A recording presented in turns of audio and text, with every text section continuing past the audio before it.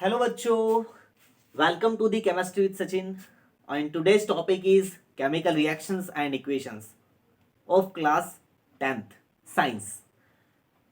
बहुत ज़्यादा important topics हैं और पूरी पूरी केमिस्ट्री इस पर ही चलती है, इसीलिए आपको ये प्रिपेयर करवाया जाता है और बोर्ड की एग्ज़ाम को लेकर भी बहुत ज़्यादा इम्पोर्टेंट है। काफ़ी बच्चे इसमें बहुत ज़्यादा कंफ्यूज रहते हैं और उसी कंफ्यूजन को दूर करने के लिए केमिस्ट्री विथ सचिन। ओके, तो आज हम स्टार्ट करने वाले हैं केमिकल इक्वेशन को समझना और किस तरह से हम समझेंगे सारी चीज़ें स्टेप बाय स्टेप। फिर हम बोर्ड्स में किस तरह के क्वेश्चंस आते हैं उनकी क्वेश्चनिंग की अप्रोच को भी समझेंगे। लेकिन इसके पहले आपसे मेरा एक निवेदन है कि आप how to make a chemical formula वाली वीडियो मेरी देख कर आइए, क्योंकि अगर वो नहीं आता है आपको, किसी भी केमिकल का फार्मूला, किसी भी कंपाउंड का केमिकल फार्मूला बनाना नहीं आता है उसके नाम से, तो आप केमिकल रिएक्शन में आगे नहीं बढ़ पाएंगे। तो आपको मेरी बात समझ आई? इतनी बात समझ आ गई कि पहले आपको chemical formula, how to make chemical formula कैसे बनाएं, वो वाला वीडियो आपको मिल जाएगा क्लास 10th की ही प्लेलिस्ट में। उसको आप देख के आइए, समझ के आइए, उस पर थोड़ा काम करके आइए और फिर आइए इस वीडियो पर। चलिए हम आगे बढ़ते हैं। तो चलिए, हमें सबसे पहले ये जानने की जरूरत है कि सबसे पहले तो हमारा नाम ही है केमिकल रिएक्शंस क्या होती हैं। केमिकल रिएक्शंस क्या होती है सबसे पहले तो ये हम देखेंगे। केमिकल रिएक्शन, केमिकल वर्ड समझ में आता है थोड़ा बहुत, है ना, कि कुछ मॉलिक्यूल्स होंगे, कंपाउंड्स होंगे, ठीक है, उनके बीच में क्या हो रही होगी, रिएक्शन हो रही होगी। अब रिएक्शन का मतलब ये होगा कि जो ठीक है, कुछ भी हम रिएक्ट करवाते हैं, किसी को भी मिलाते हैं तो हमें नया प्रोडक्ट मिलता है। तो जनरली केमिकल रिएक्शन ऐसी हो रही है कि जिससे हमें क्या मिले, नया कुछ मिले, और पुराना जो था वो क्या कर रहा है, रिएक्ट कर रहा है। तो हम समझ रहे हैं कि केमिकल रिएक्शन का मतलब यहां पर क्या होगा कि रिएक्टेंट्स, रिएक्टेंट्स मैंने जो रिएक्ट करने वाले होते हैं वो किधर चेंज हो रहे हैं, प्रोडक्ट में। तो सबसे पहले तो हमें एक चीज समझ आई कि यहां पर जो केमिकल रिएक्शन का मतलब है वो है कि रिएक्टेंट्स जो है, यहां पर रिएक्टेंट्स कहां कन्वर्ट हो रहे हैं, प्रोडक्ट में, ठीक है, प्रोडक्ट्स में कन्वर्ट हो रहे हैं। अब रिएक्टेंट्स कुछ भी हो सकते हैं, क्योंकि केमिस्ट्री में तो बहुत सारे एलिमेंट्स हैं, उनके बहुत सारे लाखों कंपाउंड्स हैं, तो वो लाखों कंपाउंड्स एक दूसरे से रिएक्ट करके क्या बनाएंगे, प्रोडक्ट बनाएंगे। क्लियर हुई बात? ठीक है। अब इसी चीज को मैं आपको एक एग्जांपल लेके बताता हूं कि कौन रिएक्टेंट है और कौन प्रोडक्ट है। ठीक, चलिए तो एक एग्जांपल लेते हैं हम। जैसे मैंने यहां पर एग्जांपल में एक स्टेटमेंट लिया। क्या लिया मैंने, एक स्टेटमेंट। यहां पर पहले नंबर पे मैं क्या लिख देता हूं, स्टेटमेंट लिख देता हूं। स्टेटमेंट मैंने लिया कि when hydrogen gas combine with nitrogen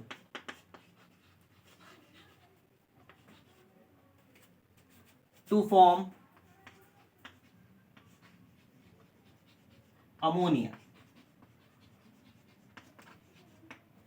बेटा मैंने एक स्टेटमेंट ले लिया है यहां पर, जो कि है कि when hydrogen gas combine with nitrogen to form ammonia. मतलब ये चीज हमें पढ़कर अगर समझ में आ रही है कि जब हाइड्रोजन गैस कंबाइन करेगी तो नाइट्रोजन किसके साथ, नाइट्रोजन के साथ, विथ नाइट्रोजन के साथ, तो क्या बनाएगी, अमोनिया। ये हमारे पास एक स्टेटमेंट है, ठीक है। इस स्टेटमेंट को कैसे सोचा जाए, तो अब हमें क्या काम आएगा, केमिकल फार्मूला। यदि हमें हाइड्रोजन गैस का केमिकल फार्मूला आता है कि क्या है, तो ही हम आगे बढ़ सकते हैं। नाइट्रोजन का आता है तो ही हम आगे बढ़ सकते हैं। तो इसलिए बहुत इंपॉर्टेंट हो जाता है कि how to make chemical formula video आप देख के आए सबसे पहले। चलिए, इसी को मैं दूसरी तरीके से भी लिख सकता हूं। सेकेंड टाइप है मेरा इसका वर्ड इक्वेशन का। कैसा टाइप है, वर्ड इक्वेशन में भी मैं जमाता हूं। देखिए, हम सबसे टफेस्ट फॉर्म है उससे हम थोड़ा सा सिंपल करने जा रहे हैं। सिंपल कैसे होगा, वर्ड इक्वेशन में ही सिंपल होगा। तो मैंने कहा कि हाइड्रोजन गैस है और नाइट्रोजन है, इन ये दोनों रिएक्ट कर रहे हैं। जो रिएक्ट करने वाले हैं मैंने अभी बताया वो क्या कहलाते हैं, रिएक्टेंट्स कहलाते हैं। तो मैं इनको इधर लिख देता हूं और प्रोडक्ट्स को मैं एरो के इधर लिखता हूं। तो रिएक्टेंट्स कौन है मेरे पास, हाइड्रोजन गैस। तो मैं वर्ड इक्वेशन यानी कि अभी भी वर्ड में लिखूंगा। क्या लिख रहा हूं मैं, हाइड्रोजन प्लस मेरे पास एक और क्या है, नाइट्रोजन है। ये दोनों ही रिएक्ट कर रहे हैं और दोनों अलग अलग है, इसलिए मैंने इस तरह से इनको लिख दिया। और एरो करके आपको पता है क्या फॉर्म कर रहे हैं आप, अमोनिया। बहुत ध्यान से सुनिएगा, बिल्कुल आपके कंसेप्ट क्लियर होंगे, ध्यान दीजिएगा। तो ये दोनों हमारे रिएक्टेंट हुए, ये हमारा प्रोडक्ट हुआ। तो देखिए, इस स्टेटमेंट को एक अलग लिखने का तरीका हमारे पास क्या हो गया, वर्ड इक्वेशन। हम इसे वर्ड इक्वेशन में भी क्या कर सकते हैं, लिख सकते हैं, इनको जमा सकते हैं, ताकि ये हमें जो याद करने में, समझने में हमें बहुत आसानी हो। लेकिन हमारा हमारा काम तो क्या है, दिमाग का काम है, हम बहुत आलसी लोग हैं, तो हम क्या करते हैं, और सिंपल क्या होगा, और दूसरा वे क्या होगा, दूसरा वे हो गया तो और तीसरा वे क्या होगा इसे रिप्रेजेंट करने का, है ना। तो how to represent chemical reaction, बिल्कुल सिग्निफिकेंटली और बहुत शॉर्ट एंड स्वीट, बिल्कुल। तो तीसरा जो है जिसको हम बोलते हैं एक्चुअल केमिकल इक्वेशन, या यही होता है सिंबॉलिक रिप्रेजेंटेशन, है ना। इसी को हम क्या बोलते हैं, इक्वेशन बोल देते हैं, केमिकल इक्वेशन बोल देते हैं, और इसी को हम सिंबॉलिक रिप्रेजेंटेशन। अब हम सिंबल से इसको क्या करेंगे, रिप्रेजेंट करेंगे। और आप भी जानते हैं कि जो सिंबॉलिक रिप्रेजेंटेशन होता है वही हमारी पूरी केमिस्ट्री में या साइंस में वही चलता रहता है कि हम सिंबल से ही समझते हैं किसी भी केमिकल्स को। तो आइए बेटा ध्यान से देखते हैं कि सिंबॉलिक रिप्रेजेंटेशन क्या है। सिंबॉलिक रिप्रेजेंटेशन में आपको इनका सिंबल याद होना चाहिए, जो कि आपको कहाँ देखने को मिलेगा, मैंने कहा उस पहले उस वीडियो को देख के आए केमिकल फार्मूला वाले, तभी जाके आप बना पाएंगे। जैसे मुझे पता है कि हाइड्रोजन को H नहीं लिखा जाता है, हाइड्रोजन को H2 लिखा जाता है। हमेशा गैसेस क्या होती है, मॉलिक्यूलर फॉर्म में होती है बेटा। क्लियर हो गई बात। नाइट्रोजन भी गैस है, तो इसको भी हम मॉलिक्यूलर फॉर्म में लिखेंगे। देखिए ये हमारा तीसरा तरीका हो गया किसी भी केमिकल रिएक्शंस को क्या करने का, रिप्रेजेंट करने का, उसको बताने का, कि हम ऐसे भी इसको बता सकते हैं। और फिर एरो लगाकर अमोनिया का जो फार्मूला है वो होता है, मुझे पता है, NH3। क्या होता है अमोनिया का फार्मूला, NH3। तो चलिए हमारा काम बिल्कुल ओके हो गया है कि हमने क्या समझ लिया, एक स्टेटमेंट है, एक रिएक्शन हो रही है, केमिकल रिएक्शन, जिसको हमने एक स्टेटमेंट वाइज पूछा है। तो एग्जाम में बेटा स्टेटमेंट वाइज भी आएगा आपको, तो भी आपको घबराना नहीं है। एग्जाम में यदि आपको वर्ड इक्वेशन दे दे और फिर बैलेंस करने को बोले, तो भी आपको घबराना नहीं है। और सबसे सिंपल यदि आपको दे दे, डायरेक्ट क्या दे दे, symbolic representation, direct chemical equation दे दे, तो ये तो हमारे लिए बहुत आसान हो जाता है बैलेंस करना। तो बैलेंस करने सबसे ज्यादा आसान ये, फिर उससे थोड़ा सा टफ ये, और फिर सबसे टफ क्या है, ये है। तो ये तीनों ही टाइप के बेटा क्या आते हैं, एग्जाम में क्वेश्चन आते हैं बैलेंसिंग करने के। तो एक तो ये अप्रोच आपको अभी समझ में आ गया कि हमें केमिकल रिएक्शन को तीनों टाइप में देखना आना चाहिए, समझना आना चाहिए। क्लियर हुई बात इतनी। चलिए अब आगे बढ़ते हैं। अब आगे आ जाता है हमारा, देखिए राइट को तो मैंने समझा दिया कि how to write a chemical reaction, लेकिन फिर हमें दूसरा काम समझना है, बैलेंसिंग। तो why we need a balance of a chemical reaction, क्यों हमें जरूरत पड़ी, इसकी आवश्यकता क्यों हो गई हमें। तो उसकी आवश्यकता इसलिए हो गई कि बेटा हमारे पास एक लॉ आता है, एक लॉ जो है वो ये है कि law of conservation of mass, law of conservation of mass, conservation of mass. क्या बोलता है ये लॉ कि बेटा जो भी चीजें रिएक्टेंट्स है वो अगर मिली है जितने भी अमाउंट में, वही अमाउंट हमें कहां मिलेगा, इधर प्रोडक्ट में। यानी कि यदि ये 10 ग्राम मिली है और ये भी 10 ग्राम है, तो हमें प्रोडक्ट कितना मिलना है, 20 ग्राम मिलना है। बात समझ में आ गई। ये तो अमाउंट के केस में है। यदि मैं कहता हूं आपको कि 5 मॉलिक्यूल्स हाइड्रोजन के हैं और 5 मॉलिक्यूल्स ही नाइट्रोजन के हैं, तो हमें यहां पर भी नाइट्रोजन के भी 5 मॉलिक्यूल मिलेंगे और हाइड्रोजन के भी 5 मॉलिक्यूल्स मिलेंगे। इस बात को समझना आप लोग, ठीक है बेटा। मतलब हमें यहां पर एटम्स भी क्या होंगे, बराबर मिलेंगे। रिएक्टेंट्स में इधर जितने भी एटम है, रिएक्टेंट्स मतलब अगर हम इसको बोले कि लेफ्ट हैंड साइड है, तो लेफ्ट हैंड साइड में अगर टोटल नंबर ऑफ एटम जितने हैं, सपोज मैंने कर दिया 5 और 5 कितने हो गए, 10 है, तो आरएचएस में भी बेटा 10 ही रहेंगे। इसीलिए इसको क्या बोला जाता है, law of conservation of mass, matter के नाइदर क्रिएटेड नॉट डिस्ट्रॉय, ठीक है।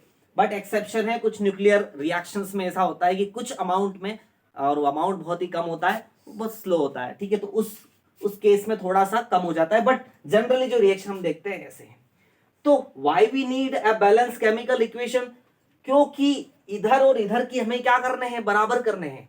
LHS और RHS को हमें क्या करना है, बराबर करना है, इक्वल करना है। क्यों, अगर हम इक्वल नहीं करेंगे तो इस लॉ ऑफ कंजर्वेशन मास के हम अगेंस्ट जा रहे हैं, जो कि गलत है। समझ में आई पूरी थ्योरी। अब हम बैलेंस करना स्टार्ट करते हैं। अब कैसे बैलेंस करना है, हाउ टू बैलेंस, इसी केमिकल इक्वेशन को देखते हैं पहले कि ये बैलेंस है कि नहीं है। बैलेंस होगी तो कोई जरूरत नहीं है, लेकिन बैलेंस नहीं है तो जरूरत है। ठीक, चलिए हम देखते हैं। LHS RHS से ही सिखा देते हैं, लेकिन देखिए आप सीख लेंगे ना, उसके बाद आपको LHS RHS करने की कोई जरूरत नहीं रहेगी बेटा, कोई जरूरत नहीं रहेगी आपको। ठीक है, लेकिन मैं कर देता हूं LHS और RHS को। ठीक, LHS में मैं देखता हूं हाइड्रोजन है मेरे पास, नाइट्रोजन है, चलिए ऊपर ही कर देता हूं, यहां ठीक रहेगा, ज्यादा बेटर रहेगा, है ना। ये मैं दिख रहा हूं LHS और यहां पर दिख रहा हूं RHS। क्लियर है, यहां पर लिख रहा हूं मैं, इस तरह से आप बना लीजिए तो ज्यादा बेटर रहेगा आपके लिए। हाइड्रोजन है LHS में, देखिए हाइड्रोजन कितना है, atom 2, number of atoms count करना है बेटा, मॉलिक्यूल नहीं। 2 हाइड्रोजन एटम है, तो LHS में 2 है। RHS में मैं देखता हूं हाइड्रोजन कितने हैं, 3 है। ठीक है, हाइड्रोजन कितने हैं, 3 है, मतलब अनइक्वल है, मतलब इसको बैलेंस करने की जरूरत है। नाइट्रोजन देख लेता हूं मैं अगला, नाइट्रोजन देखता हूं तो नाइट्रोजन इधर तो LHS में 2 है, लेकिन यहां पर नाइट्रोजन 1 ही है। क्लियर, चलिए तो अब हम देखेंगे, सबसे पहले इसको बराबर करने से पहले एक रूल होता है कि बेटा इनको सबको ब्रैकेट में डाल लो, क्योंकि आपको पता है कि सबसे पहली बात कि जब कोई मॉलिक्यूल बनता है तो उसमें वैलेंसी का कंसेप्ट होता है, जब वो वीडियो आप देख के आएंगे तो इस नंबर में, है ना, इनके कदमों में, इनके पैरों में कुछ भी अपने को चेंज नहीं करना है बराबर करने के लिए। वरना आप ऐसा कर दो कि इधर नाइट्रोजन क्या है, 1 है, इधर 2 है, तो यहां पर आप 2 लगा देंगे, इसीलिए मैंने ब्रैकेट लगवाया है। ऐसी गलती नहीं करना है, ऐसी मिस्टेक नहीं करना है, वरना आपका सब गलत हो जाएगा, क्योंकि N2H3 कभी नहीं बनता है। ठीक है, तो केमिकल फार्मूला जो बना हुआ है वो रीजनेबल है, रीजन है उसके पीछे बनने का, और वो रीजन है क्या, soul of chemistry, valency, valency उसका रीजन है। इसलिए पहले डब्बे लगा लो, अभी आपको समझना नहीं, जो भी बैलेंस करना है इन डब्बों के आगे करना, जो भी बैलेंस करना हो वो नंबर कहां लिखोगे, आगे। और इसी को हम क्या बोलते हैं, स्टोक्योमेट्री कोएफिशिएंट बोलते हैं। क्या बोलते हैं, जो बैलेंस करने के लिए जो नंबर हम यूज करते हैं उन्हें स्टोक्योमेट्री कोएफिशिएंट बोलते हैं। तो चलिए यहां पर हम बैलेंस करना स्टार्ट करते हैं। तो क्या मैं इस हाइड्रोजन को 3 बना पाऊंगा, या 3 इधर वाले 3 को 2 बना पाऊंगा, नहीं, ऐसा कुछ भी नहीं होगा। तो फिर मैं क्या करूं जिससे ये क्या हो जाए, बैलेंस हो जाए। तो यदि मैं देखता हूं कि नाइट्रोजन इधर 2 है और इधर मुझे नाइट्रोजन 2 करना है, तो आगे मैं क्या लगा दूं, 2 अगर लगा देता हूं, यानी कि इस नाइट्रोजन, अभी ये नाइट्रोजन 1 है, इसमें यदि मैं 2 का मल्टीप्लाई कर देता हूं तो ये नाइट्रोजन कितनी हो जाती है, 2 हो जाती है। तो यही मैं करूंगा इस नाइट्रोजन मतलब RHS में 2 का क्या कर देता हूं, मल्टीप्लाई कर देता हूं। जैसे ही मैंने 2 का मल्टीप्लाई किया, वो 2 का मल्टीप्लाई RHS में भी हुआ, है ना, RHS के हाइड्रोजन में भी हुआ। देखो ना ध्यान से आप, कोई चीज कभी भी फिक्स मत करना केमिकल रिएक्शन इक्वेशन में, क्योंकि आप जैसे ही कुछ करते हैं तो दूसरा भी क्या हो जाता है, चेंज हो जाता है। तो देखिए 2 नाइट्रोजन की मल्टीप्लाई किया तो नाइट्रोजन तो हुआ ही हुआ है चेंज, अब नाइट्रोजन तो बराबर हो गया, बट इस 2 की वजह से हाइड्रोजन क्या हो गया, इम्बैलेंस हो गया। हाइड्रोजन में भी 2 का मल्टीप्लाई हो गया, अब हाइड्रोजन कितना हो गया, 6 हो गया, 6 से 3 2 जा 6। RHS में हाइड्रोजन 6 है, ये तो बैलेंस हो गया, लेकिन अब LHS में हाइड्रोजन कितनी रह गई, 2 ही रह गई। तो ध्यान रखिएगा, अगर आपको LHS में कितना करना है, 6 करना है, तो क्या दिमाग लगाते हैं आप, कितना मल्टीप्लाई करना चाहिए आपको, 3, तब जाके क्या बनेगा। तो मैं 3 यहां पर लगाऊंगा, कहां पर लगाऊंगा, आगे 3, 3H2, 3 2 जा 6, 6 हाइड्रोजन इधर है, 2 3 जा 6 हाइड्रोजन इधर है, 2 नाइट्रोजन इधर है, 2 नाइट्रोजन इधर है। इस तरह से ये रिएक्शन बैलेंस हो चुकी है। क्लियर हुई बात, हो चुकी है बिल्कुल। इसको आप ऐसे लिखेंगे ज्यादा बेटर रहेगा, 3H2 प्लस, ये तो मैंने समझाने के लिए लिखा है, NH2, और ये क्या बन गया, 2NH3। क्लियर हो गई बात, ये हो गई हमारी बैलेंस केमिकल इक्वेशन। बस बेटा, ज्यादा हम अभी इसके बाद और भी एग्जांपल सॉल्व करने वाले हैं, कैसे करेंगे वो आप मेथड देखना, लेकिन ये आपको समझ में आया कि नहीं आया। ठीक है, एग्जाम में क्वेश्चन स्टेटमेंट में भी दे देगा, वर्ड इक्वेशन में भी देगा, सिंबल इक्वेशन में भी देगा। हमें LHS और RHS करके इस तरह की चीजें समझनी है कि किसी को बैलेंस करते हैं तो कोई इम्बेलेंस हो जाता है, जो इम्बेलेंस हो जाता है उसी के अकॉर्डिंग फिर दूसरी बार उसको क्या करते हैं, बैलेंस करते हैं। बस यही है, इतना कंसेप्ट आपने ध्यान रख लिया, मैं कहता हूं आपको कोई किसी रिएक्शन में आपको कोई गड़बड़ की जरूरत नहीं होगी। और दूसरी बात, करने के बाद आपको थोड़ी प्रैक्टिस की जरूरत रहेगी, बस थोड़ी प्रैक्टिस, उसमें आपका काम हो जाएगा। तो चलिए इसका स्क्रीनशॉट ले लीजिए, फिर हम कुछ और भी एग्जांपल करते हैं ताकि आपको और इजी हो जाए इस रिएक्शन को, इस लेक्चर को समझने में, और बहुत सारी हम 2 4 5 10 जितने भी हो सकते हैं उतना एग्जाम्पल हम लेते हैं ताकि आपको ये थोड़ा सा कंसेप्ट और इजी हो जाएगा। चलिए स्क्रीनशॉट लीजिए।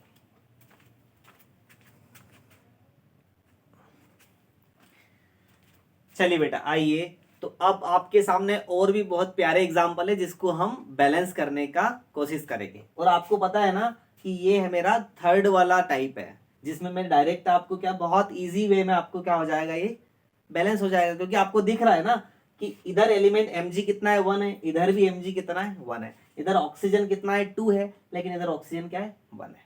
क्लियर है ना। लेकिन इसके अगले वाले में, इसके ऊपर वाले सेकेंड टाइप में वर्ड इक्वेशन होगी। वर्ड इक्वेशन में इसको कैसा लिखा जाएगा, magnesium plus oxygen plus magnesium oxide. ये मैंने बनाना सिखाया है आपको, है ना, केमिकल फार्मूला हम बना रहे थे तब। समझ रहे हैं कि मैग्नीशियम ऑक्साइड कैसे लिखा जाता है। और इसका सबसे पहला तरीका, स्टेटमेंट तरीका क्या है, when magnesium ribbon react with oxygen to form a magnesium oxide. अगर ऐसा लिखा हुआ आ जाए तो भी आपको इस तरह से अरेंज करना आना चाहिए। तो ये तो हमारा थर्ड टाइप था। सेकेंड टाइप और फर्स्ट टाइप को भी हमारे दिमाग में ध्यान रखना है, वरना ऐसा हो जाएगा कि स्टेटमेंट आ जाएगा एग्जाम में और हम इसी की रास्ता देखते रह जाएंगे और हम अपने आप को सोचेंगे हमें तो आता है बैलेंस करना, लेकिन उसने स्टेटमेंट पूछ लिया। फिर कहाँ से आएगा आपको, जब आपको बनाना ही नहीं आएगा मैग्नीशियम ऑक्साइड, जब आपको बनाना ही नहीं आएगा फेरिक ऑक्साइड, जब आपको बनाना ही नहीं आएगा लेड नाइट्रेट, तो क्या कर लेंगे आप बताइए। बना पाएंगे क्या रिएक्शन, नहीं बना पाएंगे ना। इस रियलिटी को समझो, इस सच्चाई को समझो, है ना, अपने इस वीकनेस को समझो कि हमें लेड नाइट्रेट वाकई में बनाना आना चाहिए कि नहीं बनाना आना चाहिए। मैंने कहा था ना, लेड पे 2 चार्ज होता है, नाइट्रोट पे 1 चार्ज होता है। 2 और 1 का क्रॉस मल्टीप्लाई किया तो पी भी तो 1 ही है और नाइट्रेट कितना 2 है। सिंपल है, एक बार देख लो बस, उस वीडियो को समझ में आ जाएगा आपको। चलिए हम स्टार्ट करते हैं। Mg और ऑक्सीजन है, एटम में यहाँ पर लिख रहा हूँ Mg और यहाँ ऑक्सीजन लिख रहा हूँ। सिंपल है, इधर भी Mg1 है, इधर भी Mg1 है, LHS में भी Mg1 है, RHS में भी Mg1 है, कोई जरूरत नहीं है हमें। ओके, फिर आ जाता है यहाँ पर ऑक्सीजन। ऑक्सीजन LHS में 2 है, लेकिन इधर RHS में क्या है 1 है। इसको 2 बनाना है तो क्या कर सकते हैं, सिंपल वे क्या कर सकते हैं, 2 का मल्टीप्लाई कर सकते हैं। 2 का मल्टीप्लाई कहाँ करेंगे, यहाँ पर। जैसे ही 2 का मल्टीप्लाई किया ये तो 2 हो गया, बट Mg भी था तो इधर भी 2 का मल्टीप्लाई हुआ, तो अब Mg भी क्या हो गया 2 हो गया, 2 Mg हो गया। तो यहीं पर रख के छोड़ देते हैं बच्चे, बस होगी बैलेंस। नहीं हुई बेटा, अब मैग्नीशियम इम्बैलेंस हो गया है। तो मैग्नीशियम को बैलेंस करने के लिए फिर हम LHS में भी क्या कर सकते हैं, 2 बनाने के लिए 2 का मल्टीप्लाई कर सकते हैं। ये कर दिया आगे मल्टीप्लाई, जैसा मैंने कहा ब्रैकेट लगा कर ही काम करना, नीचे मत लगा देना, इस बात को ध्यान रखना बेटा। ये ब्रैकेट इसीलिए जरूरी है। हो गया हमारा पहली रिएक्शन बैलेंस, कितना सिंपल है। चलिए आ जाते हैं दूसरी चीजों को देखने। सेकेंड इक्वेशन, इसका स्टेटमेंट मैंने बता दिया, when magnesium ribbon react with oxygen to form magnesium oxide. कैसे भी आ जाए हमें करना है बस। यहां पर आयरन है, ओके, आयरन है, और क्या है, हाइड्रोजन है, और क्या है, ऑक्सीजन है। चलिए देखते हैं क्या हो। आयरन इधर 1 है और इधर 3। LHS में आयरन कितना है 1 है और RHS में कितना है 3 है। ओके चलिए, और हम आगे बढ़ते हैं। हाइड्रोजन इधर कितना है 2 है, और इधर हाइड्रोजन देख लीजिए इधर भी 2 है। क्या बात है, तो गड़बड़ सिर्फ किसमें है, ऑक्सीजन में। आयरन में भी है और ऑक्सीजन इधर कितना है 1 है, और बेटा इधर कितना हो गया, ऑक्सीजन 4 हो गया।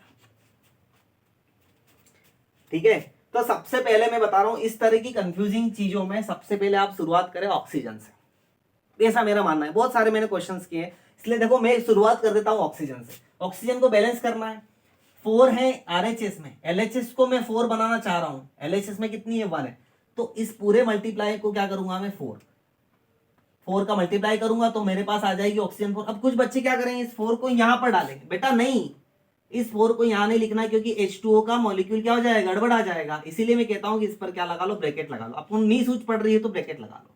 हमें हमेशा मल्टीप्लाई जो भी करते हैं, जिस भी नंबर का करते हैं बेटा, उसको हमें हमेशा आगे लिखना है यहां पर 4, चाहे फिर कुछ भी हो जाए। तो जैसे ही यहां पर 4 लिखा तो उसके साथ वाला एटम देखिए हाइड्रोजन। हाइड्रोजन हमने क्या लिखा था, LHS में 2 लिखा था, लेकिन बेटा इस 2 के साथ भी 4 का मल्टीप्लाई हो गया। तुरंत उसको सुधारो, तुरंत जाके इसको सुधारो कि जब इसमें 4 किया है तो इसमें 4 का मल्टीप्लाई करके ये कितना हो जाएगा 8। सुधार दिया ना।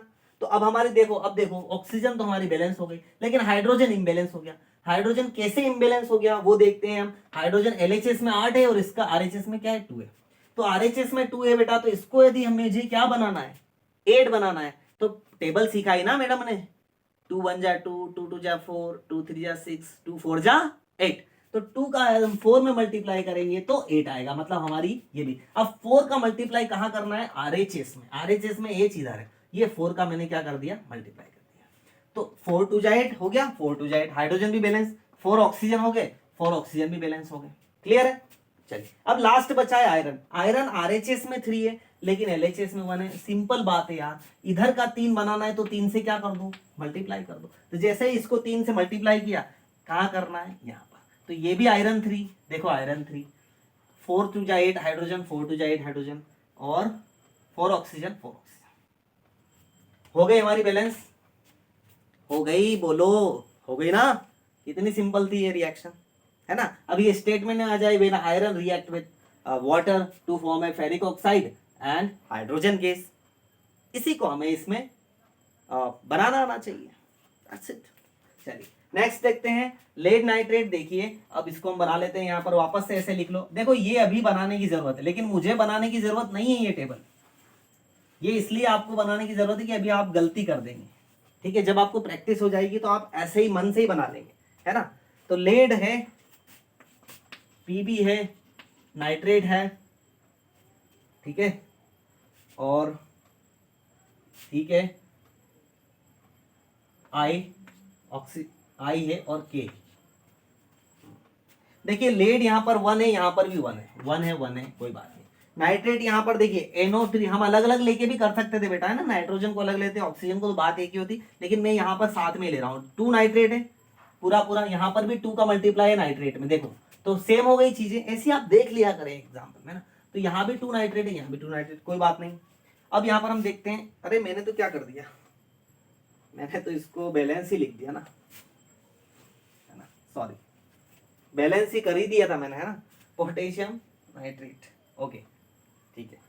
अब नहीं है बैलेंस, है ना। अब देखते हैं यहाँ पर हम, नाइट्रेट 1 है, नाइट्रेट यहाँ पर क्या है, 1 है, मैंने इसको बैलेंस ही लिख दिया है, देखिए, है ना, वो एक प्रैक्टिस ही हो गई ऐसी कि बैलेंस ही लिखना है ना। चलिए कोई बात नहीं, अब आ जाते हैं, अब आई क्या है, यहाँ पर 1 है, और इधर क्या है, RHS में 2 है, देखो ये I2 है ना, और पोटेशियम क्या है, इधर भी 1 है, इधर भी 1 है, ठीक। अब आपको दिख रहे हैं 2 चीजें जो आपको बैलेंस करनी है, तो किसी को भी कर दो इसमें से, अगर नाइट्रेट को मुझे 2 बनाना है तो इधर मैं मल्टीप्लाई किसका करूंगा, 2, तो ये 2 बन जाएगा, जैसे ही मैंने इसमें नाइट्रेट का मल्टीप्लाई किया यहाँ पर 2 का, तो क्या हो गया, नाइट्रेट तो 2 हो गया, लेकिन पोटेशियम भी क्या हो गया, 2 हो गया, पोटेशियम इधर 2 हुआ है, ठीक है, ये तो इसमें भी मल्टीप्लाई होगा, ये 2 होके क्या बन गया, 2, इसको भी हमें क्या बनाना है, 2 बनाना है, तो जैसे ही मैं इसको 2 बनाना चाहूंगा, तो ये पोटेशियम इधर रख रखा है, तो 2 बनाने के लिए इसमें 2 का ही क्या करूंगा, मैं मल्टीप्लाई करूंगा, तो यहाँ पर 2 आगे मल्टीप्लाई करते हैं, जैसे इसमें 2 मल्टीप्लाई किया तो आयोडीन ऑटोमेटिकली क्या हो गया, यहाँ पर बैलेंस हो गया, देखो आयोडीन में भी हुआ ना LHS में 2 का मल्टीप्लाई, तो ये 2 हो गया, और LHS में भी 2 हो गया, सब ये 1 1 2 2 2 2 2 2, इस तरह से ये रिएक्शन क्या हो गई, बैलेंस हो गई। तो इस तरह की बहुत सारी रिएक्शन है, तो अभी जाइएगा नहीं, रुकिएगा, एक बढ़िया स्टेटमेंट लेके एक और कंसेप्ट केमिकल इक्वेशन का हम सीखते हैं, तो रुकिएगा, अभी इसका स्क्रीनशॉट ले लीजिए और समझ लीजिए मैंने क्या बोला आपको।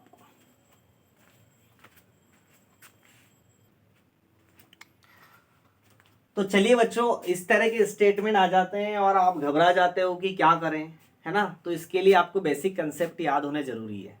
तो जैसे मैं आपको स्टेटमेंट पढ़ के बताता हूँ, और इसको उन्होंने बोला है कि आप इसको बैलेंस कीजिए, केमिकल इक्वेशन को लिखिए, बैलेंस केमिकल इक्वेशन को, लेकिन दिया क्या है आपको, देखिए ना स्टेटमेंट। और एक और चीज यहाँ पर सब्सटेंसेस कंपाउंड की स्टेट की बात की गई है ना, वो हम करने वाले हैं, यहाँ पर स्टेट की बात की गई है, किस स्टेट में ना, सॉलिड है, लिक्विड है, गैस है, किस स्टेट में है, तो वो भी हम करने वाले हैं। पहले पढ़ते हैं और मैं बताता हूं कि पिछला जो ज्ञान है हमारा वो हम इसमें कैसे अप्लाई करेंगे, है ना। तो देखते हैं सॉल्यूशन ऑफ, देखो क्या लिखा है, solution of barium chloride, underline कर लो बेरियम क्लोराइड को, and sodium sulphate sorry, sodium sulphate और बेरियम क्लोराइड का वाटर वाला सॉल्यूशन है, कैसा वाला है, वाटर वाला सॉल्यूशन। तो जब भी कोई चीज को हम वाटर में डिसोल्व करते हैं तो उसको हम बोलते हैं एक्वस, क्या बोलते हैं बेटा, एक्वस, और एक्वस बोलते हैं, और उसको हम ब्रैकेट में ऐसे AQ लिखा जाता है, ठीक है, कैसे लिखा जाता है, AQ, क्लियर है, एक्वस, समझ गए आप। वाटर सॉल्यूशन वाला जो है उसको हम क्या बोलेंगे, वाटर में जो सॉल्यूशन उसको एक्वस लिखा जाता है, और ये एक्वस कहाँ लिखा जाता है, हमारे पूरे फॉर्मूले के नीचे, जो मैं आपको बताऊंगा अभी। इतनी चीज समझ में आई? ये नई चीज बता रहे हैं स्टेट अपन। गैस हो बेटा, गैस लिखा हो तो कैसे लिखते हैं? गैस, जी, ठीक है। और अगर सॉलिड हो तो क्या लिखते हैं? एस। इतनी बात समझ आ गई? सॉलिड हो तो एस, गैस हो तो जी, और एक्वस हो, पानी में हो तो AQ, वहां पर लिखते हैं। इतनी ही बात आपको ध्यान में रखनी है। प्रेसिपिटेट हो तो PPT लिख देते हैं, बट PPT मीन सॉलिड ही है वो, है ना, इसलिए ध्यान मत देना। इतना आया? तो देखो, solution of barium chloride sodium sulphate in water react. पहले तो ये दोनों ही वाटर सॉल्यूशन है। कौन कौन? बेरियम क्लोराइड और सोडियम सल्फेट, ये दोनों रिएक्ट कर रहे हैं। मतलब ये क्या हो गए? रिएक्टेंट्स। ये हमारा पुराना ज्ञान है, ये हो गए रिएक्टेंट्स। क्लियर है? क्या देते हैं? इनसोल्यूबल। ध्यान रखो, इनसोल्यूबल। कौन इनसोल्यूबल होता है पानी में? जो सॉलिड हो, है ना। ऐसा सॉलिड जो पानी में इनसोल्यूबल नहीं है, मतलब वो क्या है? सॉल्यूशन है ना, वो क्या है? सॉलिड है, प्रेसिपिटेट है। कौन है इनसोल्यूबल? Barium sulphate. अंडरलाइन कर लो, क्या बना रहे हैं हम? बेरियम सल्फेट बना रहे हैं। And the solution of sodium chloride, and the solution of sodium chloride. ये भी सॉल्यूशन है किसका? पानी का, वाटर का। ये भी एक्वस है सोडियम क्लोराइड का। अब चार चीजें दिख रही है आपको, 1 2 3 4। ये 2 रिएक्टेंट की है और 2 क्या है? प्रोडक्ट की है। तो हम इसका वर्ड इक्वेशन बना लेते हैं। देखो सिंपल चीजें समझते हैं पहले। बेरियम क्लोराइड, बेरियम क्लोराइड में लिख लेता हूं कि हम कैसे काम में लेंगे, how to make a form. Barium chloride और कौन रिएक्ट करता है? Sodium sulphate, sodium sulphate.